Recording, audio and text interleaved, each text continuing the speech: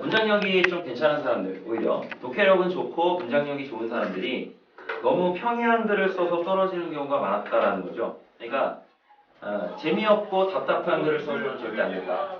개성적으로, 창의적으로 한번 풀어가 보도록 그렇게 노력을 해야 된다는 겁니다. 자, 그 다음에 오른쪽 주제적 측면으로 잘 알려진 부분인데 현실의 모순을 아예 직시를 하는 겁니다. 그래서 현실의 문제에 종교가 참여하는 거죠. 이게 1960년대 남미 쪽에는 빈민이 상당히 많잖아. 그러니까 그러한 빈민 문제를 종교적 관점에서 적극적으로 해결해야 된다. 이런 관점을 갖고 현실 참여를 하는 종교적인 운동도 있었어요.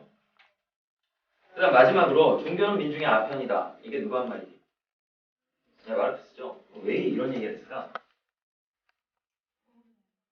도움이 안 되죠. 그러니까 아까 처음에 얘기했던 바로 그 부분. 초월적 세계를 보여줌으로써 현실 문제를 은폐하려고 한다. 이걸 깨뜨려 본 거죠. 그래서 그렇지 않아. 자꾸 종교에 심취하면 현실에서 멀어지죠.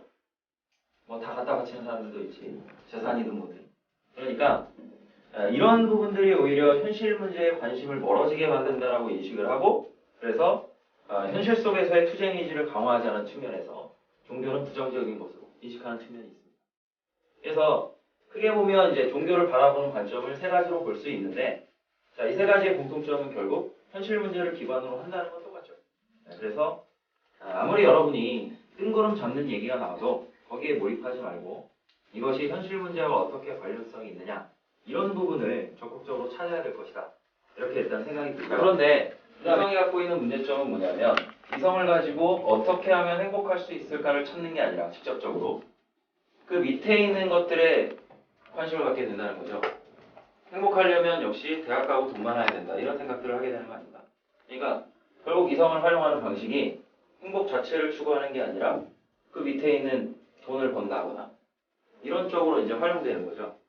그래서 이런 식으로 이성이 활용되면 뭐라 그러지 이걸? 이른바 도구적인 이성, 이렇게 얘기하는 거 아닙니까? 그렇죠? 자, 그래서 일단 근대성의 가장 큰 핵심적인 문제는 이성이 도구화되었다라는 부분일 것 같아요. 그러면 네. 아까 청대 거기서 뭐 보지 않았어요? 행복이 이성적 사고의 완성. 그렇지. 아리스토텔레스의 관점이었지. 그러니까 그 한 개인의 그것은 관점이지, 그게 전반적인 관점이라고 보기는 어려울 수 있지. 그래서 사실은 그런 관점에서 출발했기 때문에 이성이 관심을 가진 거 아닌가? 근데 이제는 그 시대를 지나서 이성이 갖고 온 문제점들에 이제 집중하고 있다는 거죠. 그래서 여기 있는 도구적 이성이 갖고 온 문제점을 해결하는 방식을 두 가지로 꼽을 수가 있는데, 하나는 전에 한번 얘기를 한 적이 있을 겁니다. 비판 철학자들, 그리고 포스트 모더니즘 철학자들, 이렇게 두 부류로 이제 구분을 해볼 수가 있죠. 그래서 안 보이지? 아니, 잘 보여요. 잘 보여? 비판 철학자들은 이제 주로 독일 쪽의 철학자들이고, 이쪽은 프랑스 쪽이 많죠. 독일의 비판 철학자 중에서 여러분이 알만한 사람은 누가 있을까? 교과서에 등장하는 하버마스, 이런 사람이죠. 네, 그 사람은 어디서 문제를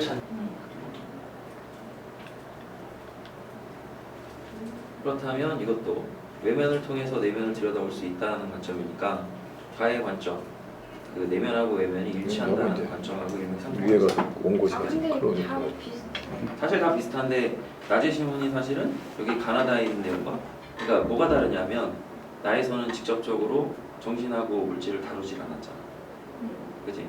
그러니까 사실 낮의 신문은 약간 떨어져 있는 두 개념을 네가 고리를 만들어서 엮어줘야 되는 그런 상황이고, 가다라에는 물질과 정신에 해당되는 내용이 직접 들어있기 때문에 그냥 있는 그대로 사용하면 되지. 그래서 여기 같은 경우는 앞에 내용 놀았지만 마음을 인지